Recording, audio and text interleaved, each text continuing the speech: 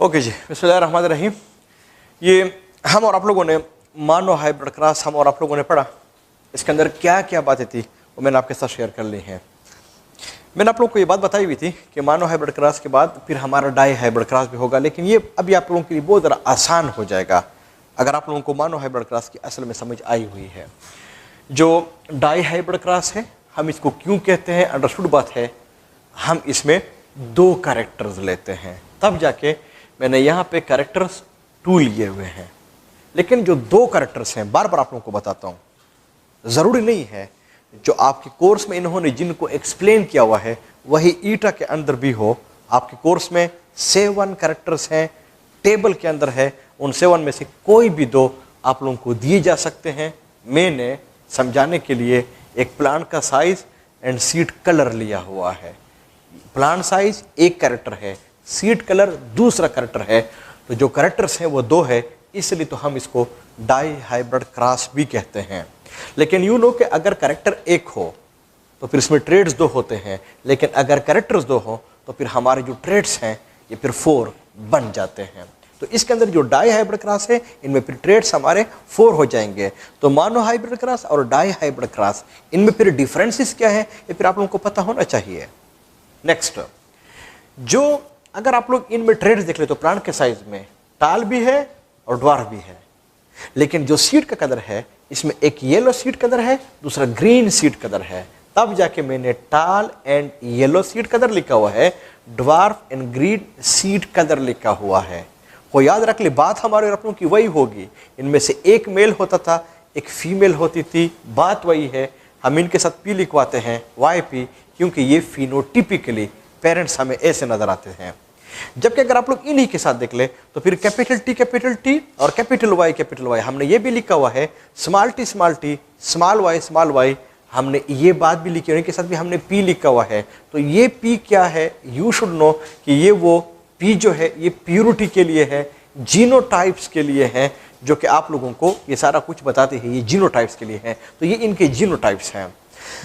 अब इनसे हम और आप लोग एक और बात कंक्लूड कर सकते हैं। मेंडल ने ये बात कही हुई थी और आपकी बात ज़हन में ये बात भी होनी चाहिए कि अगर हमारे साथ कैरेक्टर एक हो, इस तरह के मानो हाइब्रिड क्रॉस, तो अगर आप लोग यहाँ पे देख ले तो जीन भी एक था। इसका मतलब कि एक कैरेक्टर एक जीन एक कैरेक्टर को कंट्रोल करता है। लेकिन अगर आप लोग यहाँ पे देख ले तो हमारे साथ कैरेक्टर 2 हैं, तो फिर इनके लिए हमारे साथ जीन्स कितने हो जाएंगे, वो भी फिर 2 हो जाएंगे। इसका मतलब ये हुआ कि इनके लिए जो जीन्स है ना वो भी फिर 2 हैं। तो इनमें से अगर मैं पूछूं ये कैपिटल टी क्या है, ये एक जीन है, और कैपिटल वाई क्या है, ये एक जीन है। इसका मतलब कि 2 जीन्स ने 2 कैरेक्टर्स को कंट्रोल किया हुआ है। लेकिन अगर आप लोग मानो हाइब्रिड क्रॉस में देख ले तो वहां पे हमारे साथ जीन एक था, कैरेक्टर भी एक था। और अगर आप लोग दूसरे साइड पे आ जाए इधर पे, तो फिर स्मॉल टी क्या है, ये एक जीन है, और स्मॉल वाई ये क्या है, ये भी फिर एक जीन है। इसका मतलब कि इसलिए यहाँ पे 2 जीन्स हैं कि यहाँ पे हमारे साथ जो कैरेक्टर्स हैं ये भी फिर 2 होते हैं। तो ये बात भी आपके जहन में होनी चाहिए कि अगर हमारे साथ कैरेक्टर एक हो तो फिर जीन भी एक होगा। कैरेक्टर 2 होते हैं तो फिर जीन्स भी 2 होंगे। कैरेक्टर 3 होते हैं तो फिर हमारे साथ जीन्स भी 3 होंगे। कैरेक्टर 4 होंगे तो फिर हमारे साथ जीन जो होते हैं ये भी फिर 4 होंगे। ये पॉइंट्स आपके ज़हन में कम से कम होने चाहिए, जरूर आपके ज़हन में होने चाहिए। अब अगर हम और आप लोग इनकी जगह पे हम और आप लोग गेमीटोजेनेसिस के ऊपर आ जाए, गेमिट्स में हम और आप लोग आ जाएं, तो इनमें फिर गेमिट्स कैसे बनेंगे, बहुत ही आसान तरीका है। आप लोग इस कैपिटल टी को आप लोग ले लेंगे, पहले आप क्रॉस कर लेंगे इसको इनके साथ, फिर आप लोग इसको क्रॉस कर लेंगे इनके साथ। तो फिर ये हमारे साथ कैसे ये गेमिट्स बनेंगे, बहुत ही आसान हुआ। कैपिटल टी और कैपिटल वाई, और फिर कैपिटल टी और कैपिटल वाई। फिर आप लोग इसके बाद इसको ले लें, जो ये वाला लेंगे पहले आप इनके साथ, फिर आप लोग इनको इनके साथ, और अगर आप लोग इनको भी बना देंगे तो भी फिर ये हमारे साथ कैपिटल टी और कैपिटल वाई और कैपिटल टी और कैपिटल वाई बन जाएगा। चूंकि गेमिट्स है तो बार बार बता रहा हूं कि इनको हम और आप लोग इनसर्कल जरूर करेंगे। तो बात हमारे आप लोग की वही हो गई। मानो हाइब्रिड क्रॉस में एक प्लांट के अंदर कितने हमारे गेमीट्स बनते थे, 2 बनते थे। डाई हाइब्रिड क्रॉस में एक प्लांट के अंदर कितने गेमीट्स बनते हैं, 4 बनते हैं। इसी तरह से अगर आप लोग यहाँ पे भी आ जाए और अगर हम और आप लोग इनमें भी गेमीटोजेनेसिस करा ले तो फिर अंडरस्टूड बात, इसको हम आप लोग कैसे बनाते हैं कि आप लोग पहले इस टी को ले लेंगे, स्मॉल टी को, और फिर इसको इनके साथ और फिर ये इनके साथ। तो फिर ये स्मॉल टी और स्मॉल वाई और स्मॉल टी स्मॉल वाई, और फिर इसी तरह से आप लोग इस स्मॉल टी को ले लेंगे, इस और इनके साथ क्रॉस कर लेंगे तो स्मॉल टी स्मॉल वाई और स्मॉल टी स्मॉल वाई, और चूंकि ये गेमीट्स है तो फिर हम और आप लोग इनको फिर इनसर्कल कर लेंगे, तो इनके अंदर भी हमारे साथ 4 गेमीट्स बन जाएंगे। तो कहीं पूछा गया मानो हाइब्रिड क्रॉस में एक पेरेंट के अंदर कितने गेमीट्स बनते हैं 2, डाई हाइब्रिड क्रॉस में एक एनिमल या प्राणी के अंदर कितने गेमीट्स बनते हैं 4। मानो हाइब्रिड क्रॉस में पेरेंट्स के अंदर, दोनों पेरेंट्स का लफ्ज लिखा हो, कितने गेमीट्स बनते हैं 4। डाई हाइब्रिड क्रॉस में पेरेंट्स के अंदर टोटल कितने गेमीट्स बनते हैं, हमारे फिर 8 बनेंगे। तो फिर वही बात होगी कि ये फिर गेमीटोजेनेसिस सारा कुछ हो गया। अब आपके ज़हन में ये बात होनी चाहिए कि फिर ये स्मॉल टी क्या है, ना सॉरी कैपिटल टी क्या है। एक अंडरस्टूड बात है, ये एक एलील है और दूसरा जो है वो फिर दूसरा एलील है। लेकिन याद रख ले ये भी एलील है, ये भी एलील है, पर ये जीन नहीं है, क्योंकि ये बात मैंने आप लोग को समझाई हुई थी कि जो जीन्स होते हैं वो जो एलील्स होते हैं वो आपस में अल्टरनेट होते हैं। ये आपस में अल्टरनेट नहीं है, ये डिफरेंट जीन के एलील्स हैं। तो अंडरस्टूड बात है, अगर गेमीटोजेनेसिस होगा तो इस जीन का भी एक एलील इधर आएगा, इसका दूसरा उधर पे जा सकता है। लेकिन अगर होगा तो जो कैपिटल वाई है इनके भी एक इधर पे आएगा, एक फिर उधर पे जाएगा। अगर होगी तब जाके आप लोग ये कंफ्यूज ना हो जाए कि इनमें फिर हमारे साथ ये एक क्यों दूसरा क्यों आता है, क्योंकि वो दूसरे जीन का है। तो कहीं पूछा गया कि मानो हाइब्रिड क्रॉस में गेमीट्स के अंदर कितने एलील्स होते हैं, तो वो तो फिर 1 था। डाई हाइब्रिड क्रॉस में गेमीट्स कितने, सारी गेमीट्स के अंदर एलील्स कितने होते हैं, फिर 2 होते हैं। ट्राई हाइब्रिड क्रॉस में हम और आप लोग देख लेंगे वहां पे ये फिर 3 प्रेजेंट होंगे। तो ये पॉइंट्स आपके ज़हन में होने चाहिए। तो फिर वही बात हो गई कि अगर हम और आप लोग इनको क्रॉस करेंगे कि अगर हम और आप लोग इसे F1 बनाएंगे तो फिर हम और आप लोग पहले इसको लेंगे, इन 4 के साथ आप लोग इसको क्रॉस करेंगे, हर एक के साथ, इसमें कोई शक नहीं है। इनके साथ भी करेंगे, इनके साथ भी करेंगे, इनके साथ भी करेंगे, इनके साथ भी करेंगे। लेकिन अगर आप लोग नेट देख ले तो कैपिटल टी और फिर स्मॉल टी और कैपिटल वाई और स्मॉल वाई, फिर हम और आप लोग इसको ले लेंगे, फिर इन 4 के साथ आप लोग इसको क्रॉस करेंगे। बिल्कुल ऐसे ही होगा। जब कर लेंगे तो फिर capital T small T capital Y small Y, फिर आप लोग इसको ले लेंगे, फिर इन 4 के साथ, इनके साथ भी, इनके साथ भी, इनके साथ भी, इनके साथ भी, तो capital T small T capital Y और स्मॉल वाई, फिर आप लोग इसको ले लेंगे, फिर इन 4 के साथ, इनके साथ भी, इनके साथ भी, इनके साथ भी, इनके साथ भी, तो कैपिटल टी स्मॉल टी और कैपिटल वाई स्मॉल वाई, और फिर ये हमारे साथ F1 बन जाएगा। लेकिन अगर आप लोग इस F1 में देख ले, F1 में देख ले तो फिर सारे के सारे हमारे साथ टाल प्लांट एंड येलो सीड वाले प्लांट जो है ना, ये फिर हमारे साथ आ जाएंगे।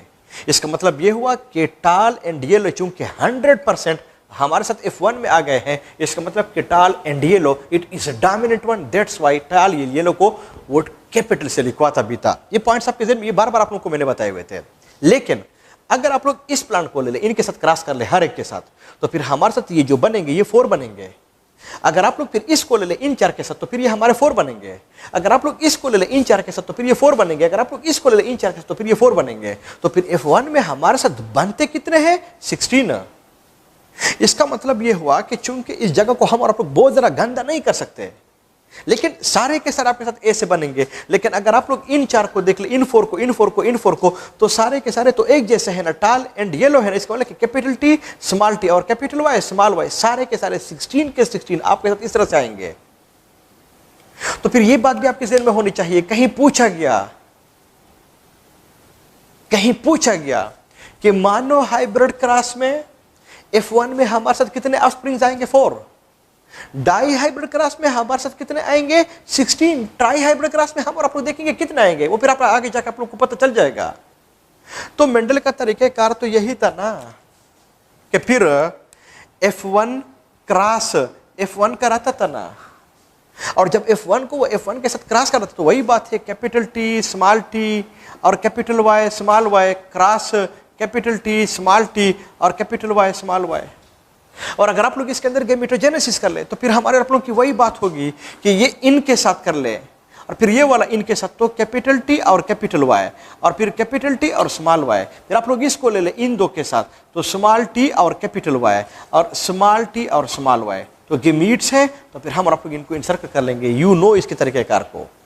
इसी तरह से अगर हम और आप लोग यहाँ पे आ जाए तो फिर ये कैसे हो जाएगा, आप लोग इसको ले लेंगे, इन 2 के साथ आप लोग इसको क्रॉस कर लेंगे, तो कैपिटल टी कैपिटल वाई और फिर इसके बाद कैपिटल टी और स्मॉल वाई, फिर आप लोग इनको ले ले इन दो के साथ, तो स्मॉल टी और कैपिटल वाई और स्मॉल टी और स्मॉल वाई गैमेटोजेनेसिस से तो आप लोग इनको इनसर्कल कर लेंगे, तो 4 गैमेट्स उधर बनेंगे, 4 इधर बनेंगे। तो चूंकि वो जो मानो हाइब्रिड क्रॉस था वहां पे हमारे साथ 4 प्लांट्स बनते थे स्प्रिंग में, वो आसान था। लेकिन यहां पे फिर वही बात होगी कि आप लोग इसको ले लेंगे फिर 4 के साथ, फिर आप इनको ले लेंगे इन 4 के साथ, फिर इनको ले लेंगे इन 4 के साथ, फिर इनको ले लेंगे इस 4 के साथ, तो फिर हमारे साथ 16 प्लांट्स बनेंगे फिर से F2 में। लेकिन अगर हम और आप लोग इसको इस तरह से कराएंगे तो फिर हमारे साथ एक खास किस्म का वो जो है ना, सही तरीके से फिर बंदे को समझ नहीं आती है। तो फिर मेंडल क्या करता था कि इससे बचने के लिए वो एक चीज का इस्तेमाल करता था जिसको हम कहते हैं चेकर बोर्ड। 9th-10th में आप लोगों ने इसको चेकर बोर्ड कहा होगा, लेकिन अभी जो हम इस्तेमाल करते हैं वो है पन्नेट स्क्वायर। इसका मतलब ये हुआ कि ये बात भी आपके ज़हन में होनी चाहिए कि पन्नेट स्क्वायर या चेकर बोर्ड का यूज मेंडल ने किस लॉ के अंदर किया हुआ था। ये एक्चुअली डाई हाइब्रिड क्रॉस था, ये एक्चुअली इनहेरिटेंस ऑफ 2 ट्रेड्स वाला था, जिसके अंदर इन्होंने इसको भी यूज किया हुआ था। मेरे ख्याल में मेरी बात आप लोगों को समझ आनी चाहिए।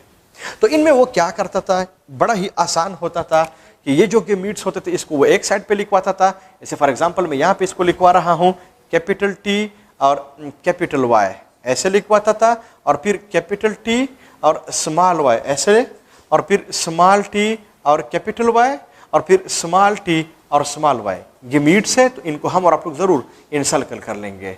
फिर जो 4 गैमीट्स होते थे इनको वो इस साइड पे लिखवाता था। जैसे फॉर एग्जांपल कैपिटल टी और कैपिटल वाई, कैपिटल टी और स्मॉल वाई, और स्मॉल टी कैपिटल वाई, और फिर इसके बाद स्मॉल टी और स्मॉल वाई। तो ये गैमीट्स है तो हम और आप लोग इनको इनसर्कल कर लेंगे। इसका तरीक़ाकार ही ऐसे था। तो फिर बात बड़ी आसान है कि अगर हम और आप लोग इनको ले लें और लेने के बाद आप लोग इनके बीच में ऐसे लाइंस लगा देंगे। एक लाइन आप लोग ऐसे लगा देंगे, ऐसे लगा देंगे, ऐसे लगा देंगे, और ये, और फिर अगर आप लोग इनमें से ऐसे फिर ऐसे,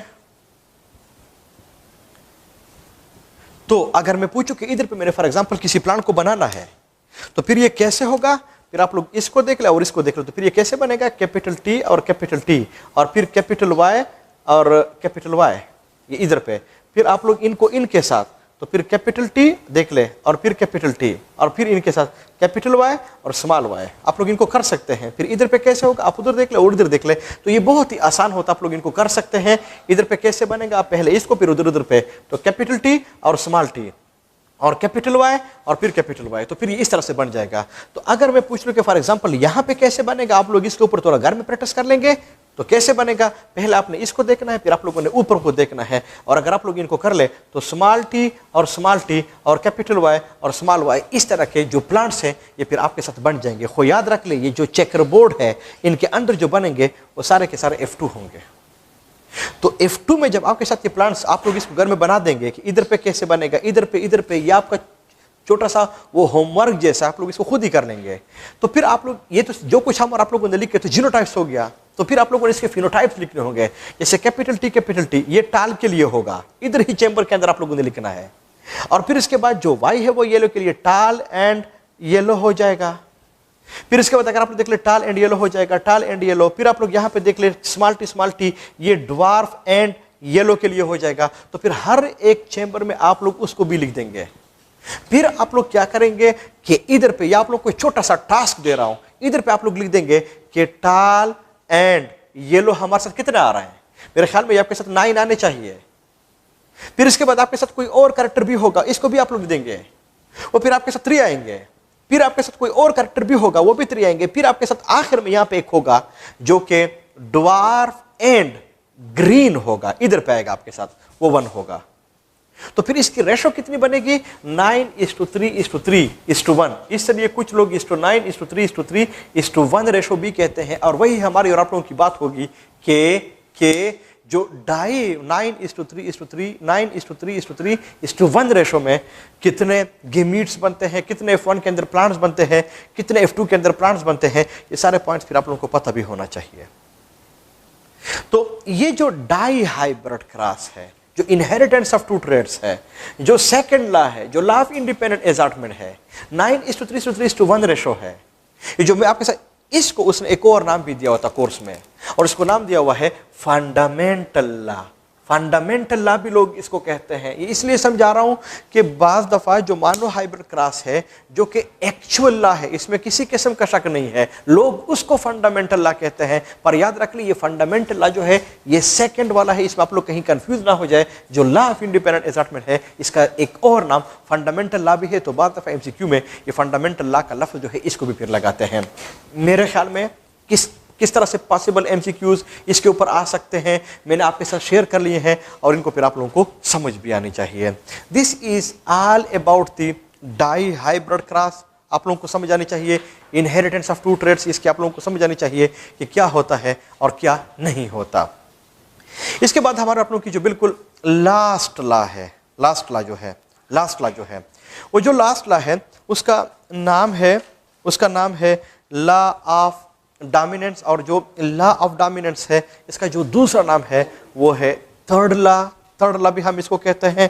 तो जिस तरह के न्यूटन के लॉस हैं फर्स्ट, सेकंड एंड थर्ड, इस तरह से मेंडल के भी लॉस हैं जेनेटिक्स में, first law, second law and third law. लेकिन ये अल्फा उसने नहीं लिखे हुए, लेकिन अगर आप लोग लिखना चाहें वो लिख सकते हैं। जो थर्ड लॉ है 196 के ऊपर बहुत ही ज़्यादा आसान है, और मेरे ख्याल में अगर मैं डिस्क्राइब न भी करूँ तो भी आप लोगों को फौरन समझ आनी चाहिए। सिर्फ और सिर्फ 2 ही लाइंस हैं, लेकिन अगर आप लोग उनको देख ले तो आप लोगों को समझ आ जाएगी। According to the law of dominance, different characters, जो कैरेक्टर्स होते हैं, डिफरेंट कैरेक्टर्स, टोटल कैरेक्टर्स थे कितने? 7। हर एक कैरेक्टर को कंट्रोल करने के लिए कौन सी चीज रिस्पॉन्सिबल है? जीन्स है। लेकिन बार बार मैंने आप लोगों को बता दिया कि मेंडल को जीन्स के बारे में पता नहीं था। वो जीन्स को फैक्टर कहता था, यूनिट्स कहता था, एलिमेंट्स कहता था।